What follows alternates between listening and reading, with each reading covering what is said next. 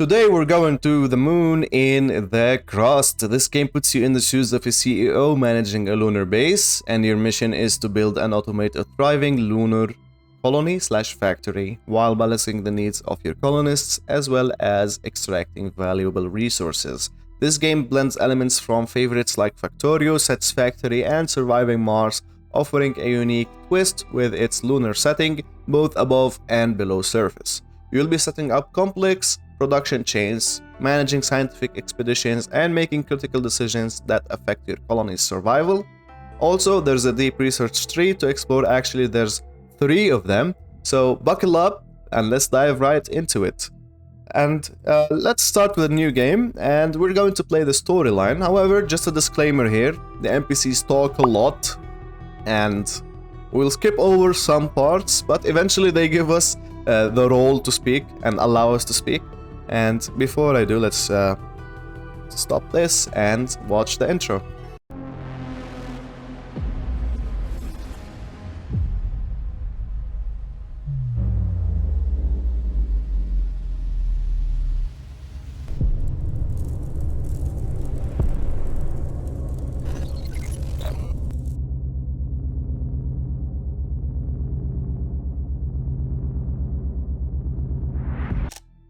This is an emergency broadcast. We have detected an imminent asteroid collision with the moon's surface.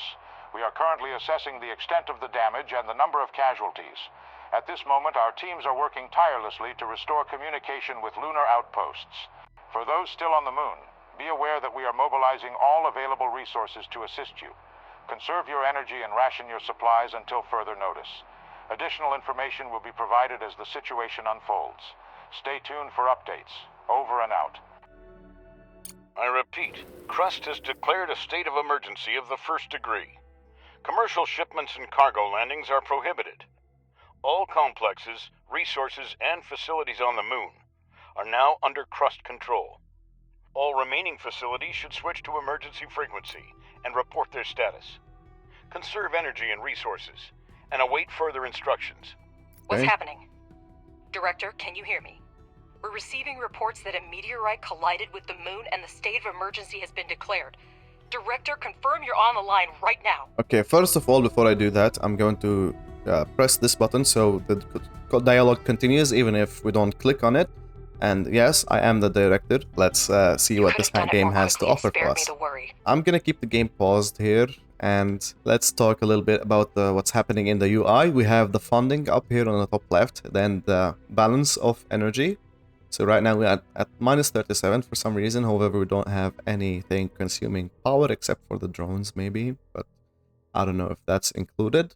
Then you have the batteries and the output that you have and how much charge you have in them. Then water and oxygen. Drones, we have 12 normal drones. Then you have excavating drones or mining drones, and then hauling drones. We'll see all of these. Then you have the colonists, and then CPU capacity. CPU capacity is very important since every building that you do will consume from the CPU capacity, and eventually you will have to increase that. However, 250 will get you a long way. Then you have reputation, and reputation is affected by your relationships with other corporations as well as nations on Earth. You have fundamental research, engineering research, and social research points, and you will get those from contracts and whatnot. We will also see them in a bit. Then you have the speed controls, which you can do with 1 to 3 for different game speeds. You have the date and the day-night cycle. Right now we are in the beginning of the day. If you click right here on the resources, you will have the basic resources, then the intermediate resources, and the complex resources. We're not going to get into detail in them for now. Right here you have your production trends. So if it's blue and going up, that means you're producing and the production chain is okay.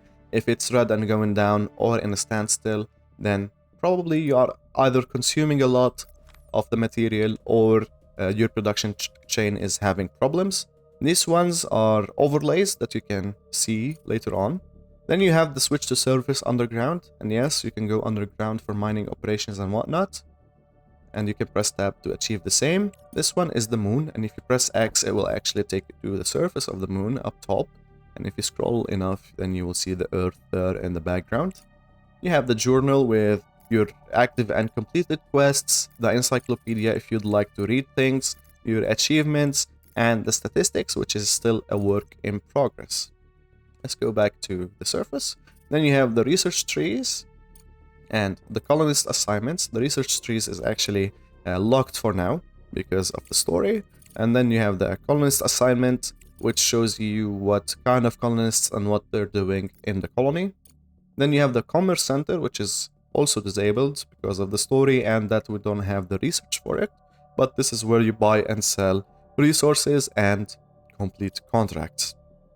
Here on the left side, you have the construction mode, which has different buildings that you can construct, and some of them will be built underground only and some of them above ground only. And you will also have to research different types of buildings that you can build later on. And the way you do your research will affect how your game plays a lot. Right here you have the room building, and also it is disabled because we don't have the research for it, but this is the building you build underground to accommodate your colonists.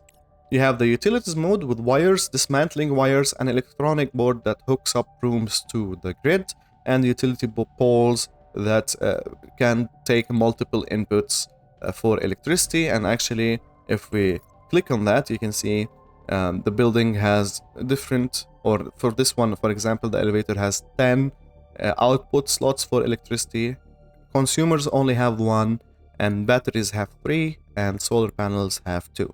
Excavation mode, it's locked for now because we can't go underground because of the story, but that's the mining with your drones. And you have the conveyor mode where you build conveyor belts and dismantle conveyor belts. The priority and then the dismantle mode which allows you to dismantle everything basically. If you right click in the middle here, you will be able to see these things. So these utilities right here. And let's see what this game has to offer. There's still no signal from the personnel of the base. I'll try again, but my hope is dwindling. Robert, come in. Robert, do you copy? Robert, damn it, come in. Well, Robert is dead. No survivors. I'm glad you were on the orbital station when the collision happened. I suggest you stay there as long as possible. We should try to hold out until logistics with Earth are restored. Start with electricity. We still have resources and functional drones. That should be enough for a few solar panels and batteries. Okay, so the game in the beginning gives you quests to start up and then progress the storyline afterwards. And up top here you can see that we have 12 idle drones, and then anything that's happening in your colony, like not enough power and module needs repairs, will pop up right here also. Let's go ahead and build the solar panels that they need us to build. And if you press shift, you will be able to queue multiple build orders. And let's do the 5 that they asked us to do. The drones will immediately start doing those. The meteorite impact occurred on the far side of the moon. We're lucky it happened so far away from our mission. But the strength of the blast wave raises a lot of questions. Is that Let's build a charging station as well. Can say? Somewhere far away there was an explosion and we don't know and the cause? repair the elevator as well. Scientists are working with proven facts. I know the game's gonna ask us to do these. Evidence. Much more data would be needed to reach the conclusions. Let's speed this up. And you can see our batteries already started to charge here because we don't have enough consumption, and each battery of the small batteries will have a maximum output of 10, so keep that in mind. Resource reserves are almost depleted. We already repaired it, built a charging station, and then hooked it up. Now we have to wait for them to give us the next quest, basically. Will it register? Director, we're getting word of supply shortages from almost everywhere on Earth. The explosion cut off most of the supply channels from the moon. Millions of people are in need of resources, and we can satisfy that demand. Supplies used to run through the contract system, but it came to a complete halt after the explosion. We might be able to fix that. Okay. The explosion destroyed everything on the surface, but there may still be mining modules underground. We need to go down and see what we have left. Okay, so now we can go underground. And Director, they will ask us to connect the elevator to this power pole here. I see that we have a module to produce. Director, I have an idea. The drone Okay, reconfiguration I don't want module allows chips or tips. Okay, so we can see here we have the underground, we have a reconfiguration model. They just asked us to convert 5 of them, and that would convert 5 of the normal drones into resource mining drones. We have the smart concrete pressing module, which consumes regolith outputs smart concrete. It's actually hooked up to a bulk resource storage that stores regolith and is connected by a conveyor belt. And then you have the smelting furnaces that this one takes iron oxide, produces steel. This one takes silicon oxide and produces silicon. And you can see here We have smelting furnaces, but to start the producing drones any have been resource, changed. the relevant oxides are always needed. We will now mine them with the mining drones. Director, we have access to iron and silicone veins. Assign drones to mine the resources from the veins to supply the processing modules with raw materials. Okay, so I'm actually going to assign 1 to iron and 2 the silicon. You can now watch mining drones extract the oxides, and working drones deliver them to the smelting furnace. Okay. And the 2 idle mining drones I will assign to take out the regolith that is right here and right here for now. I really don't like how this tool works, to be honest. It's because I like clean cuts, and if your hand shakes just a little tiny bit, then you will not. Alternatively, you'll have to do WASD to actually get things going. And the objective right now is to produce 20 steel and 20 silicon. If it takes long, then I'm going to skip through it. And let's actually go into excavation mode and assign yet another one here. And another one here. So now we don't have any idle drones to do the normal excavation around the map. 17. And now we are at 35%, 36% power. The batteries are charging and our output capacity is 50 and we are at maximum consumption of 41. So that will change soon. However, one more. And you can see the drone here is almost out of battery, so it will go up to charge on the start charging station, and that's something we want to tackle soon. But let's finish this, or at least the basic stuff, before we start getting creative with building the factory. Director, Okay, so you can objective never have too complete, much and smart I'm going concrete, so to it's worth spending time to produce do it. this. For this purpose, we have a pressing module, which that's may the not be the pressing most module. efficient way, but it's good enough to start with. That's The already pressing something I module said. requires only regolith. That's all things that I already said. So, okay. Now we will need to produce 35 smart concrete, and let's actually keep assigning more excavation jobs.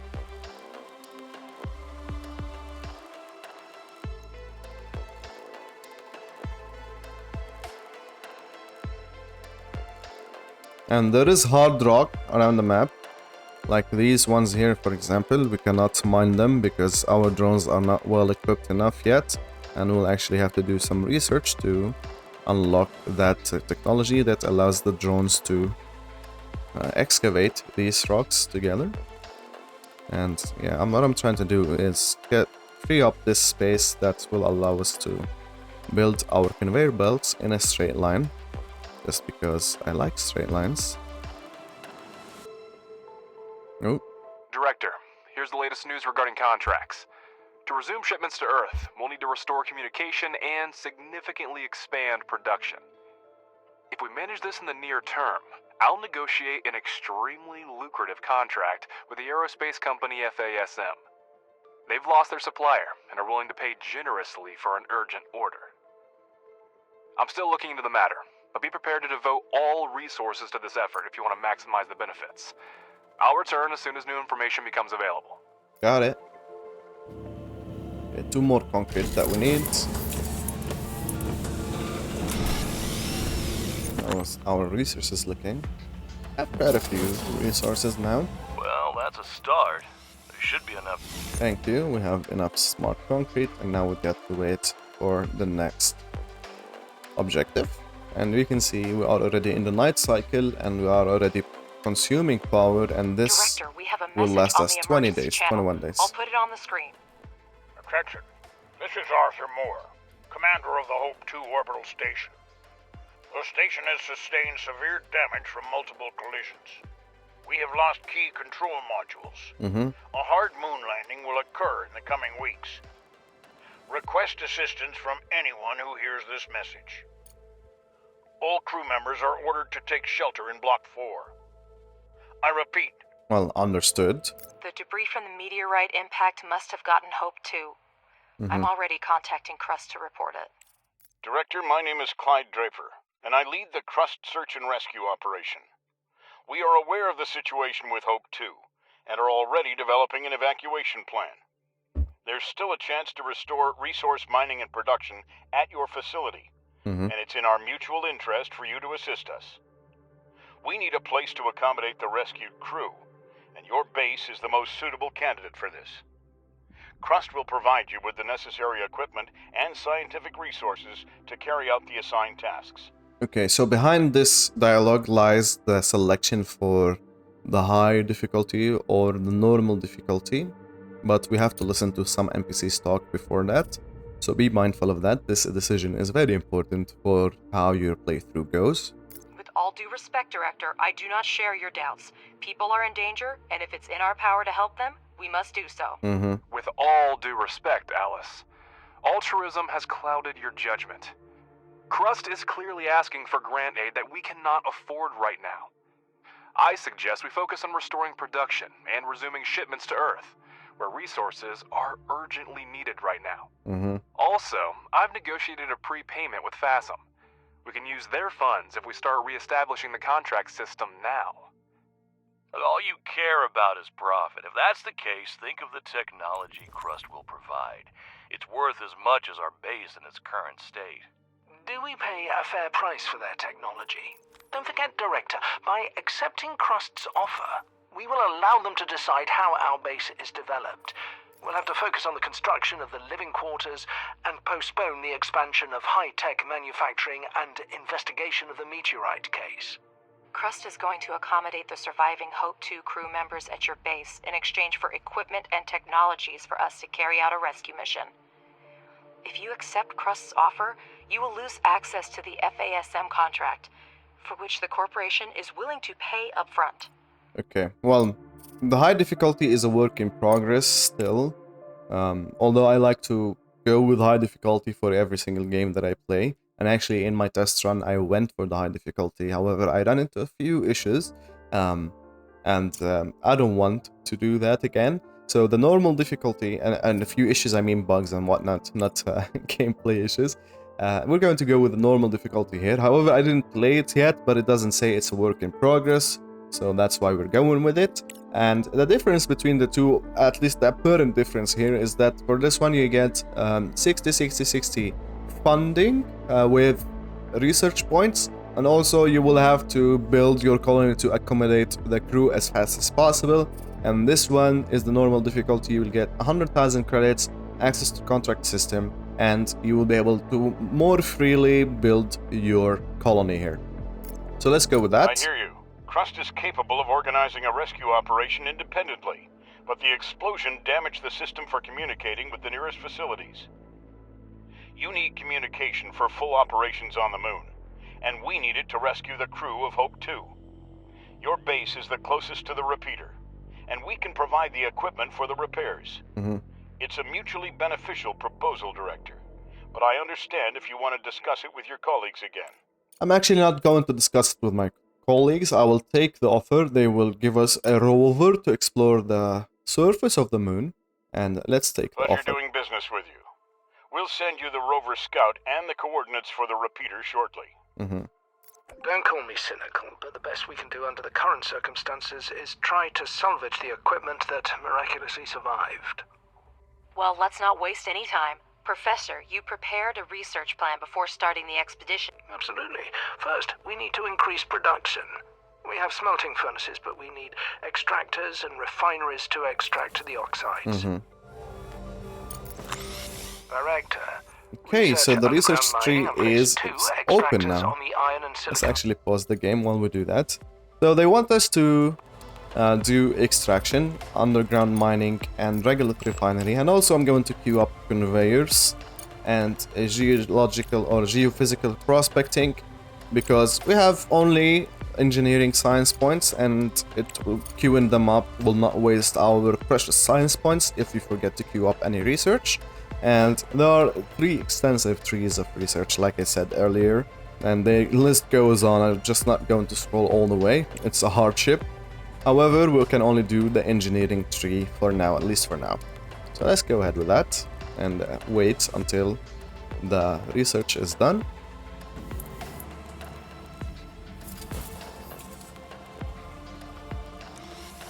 And underground mining will allow us to build excavators on the deposits rather than using our drones to do that for us, which will free up our mining drones to excavate the surrounding area.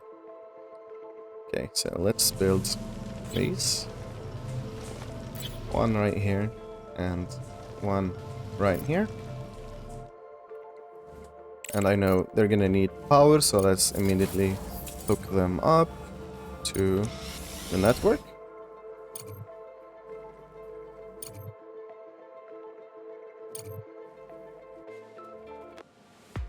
Okay, so we are already running into power problems. Research complete. There we go, we have Objective achieved. the next. I see in the data that the extractors have started mining. Now, finish the research and build 2 regolith refineries for producing iron and silicon, respectively. Okay, so let's actually build our refineries. 2, 3 right here. So 1 for this one, and do 1, 2, 3, 4. Is that 3 or 4? So 1, 2, 3. Okay, 3 spaces. And also let's hook him up to the power as well. Wow, and the best thing about this game is that you can select the configuration of the building before it's actually built and connect it to the power, so you don't have to wait for it. And for this one, we're going to go with iron oxide for this smelting furnace, and this one will produce silicium oxide. So now the production chain is going to be regolith from here and here, iron oxide, silicium oxide, and then silicon, and smelting furnace for steel as well. Objective achieved. Okay, so A single regolith refinery is a mono-refinery that can only produce... Objective achieved. yes. Research complete. Okay, so let's pause the game here and talk a little bit about inputs and outputs. So this one will only have 1 output of regolith, and we want, since the conveyor belt research is ready, and we will connect it to the input of this refinery. And the refinery has this entrance for here. This is called slug or something. Slag. So it's called slag, and you can it inputs and outputs from here, and then it outputs the oxide that you selected, which then you can send to the smelter. And also we will do the same on this side. Some other buildings have multiple slots, or not slots. Let's say outputs. And let's build this one right here. Director, a conveyor... And now they're talking about the conveyor belts. We already done that. Director, we managed to send the research rover scout. It's essential for your mission. Examine the satellite repeater and activate it by any means possible. Mr. Ratchet will help you sort out the controls. You're free to use data that will help the mission. Some of it will expedite the research. Professor Wilfrey knows what to do with it. However, remember that all ship logs, crew records, and other materials related to the incident are the property of Crust. Your company has no authority to Understood. Okay, so... Ratchet, did you hear? Crust put you in charge of the new toy. Don't mess it up. They won't give us another one. I wouldn't laugh at that if I were you. We're sending an expensive machine off base where the satellite link doesn't work. If we lose it, well... Anyway, Director, let's get back to work. Land the cargo pod with the rover and we'll continue. Okay, so actually, I want to build some storages here before we go up there. So our chain is complete. and those will take the outputs from the smelting furnaces and input them into the storages that are a single resource storage, and we need to select that resource, and this one will hold steel and this one will hold silicon. So any cargo pod, whether you buy something or somebody sends you something, you will see it up here, and if you click on it, then you will be able to land it. And also, since we have more things that can queue up for research here, let's actually queue up some more things in the engineering tree. And yes, it is here, the rover. Objective achieved. Horizon 6. Almost everything has been modified. Oh yeah. Only the hull is original. He's so happy, isn't he? There's serious hardware there. Even Crust doesn't have much like it. Send it off base and see what we can find with it. Yeah, well, before we send it off base, I actually want to expand our power network, because you can see here the maximum consumption is 81 and our maximum output is 450. So let's build some 5 more. We messed that one up. Can we copy things? Yes, if you press Ctrl C, then you can copy modules. And let's build some 10 solar panels as well. And connect it to the network, and this will do. And this one, let's actually, so 1 2 and 2, so this one will go maybe right here, and then we will continue building stuff. And so to send this rover outside, let's tell it to leave the base, and it will actually give us research once it goes off to the moon surface. And this is the repeater that we have to look at as soon as the rover goes out. Crust has sent the coordinates of the repeater. Let's send the rover there and try to deal with that piece of junk. Okay, so if you press X again. Colleagues, I'll remind you that we already received payment for the FASM contract, but haven't started fulfilling it yet. We need to hurry up to avoid damaging our reputation as a reliable supplier. Okay, where is it? In this case, we need to research and build a landing platform. Okay, well, thank you. Let's build a landing platform. Let's do that. And let's actually tell this to go up immediately. And you can see how the research works. We don't have any fundamental science, so this will not be working. However, the social and the engineering science are going in here. So let's send this to investigate. We can do it like this if we right click, left click on the rover and right click on here, or we can press on the place and set up an expedition and select the rover and investigate. However, what happens next is something that we will have to see in the next episode. Let's see how this story unfolds, how our place or how our factory will develop only in episode 2. This has been Host. Thank you for watching, and I'll see you next time.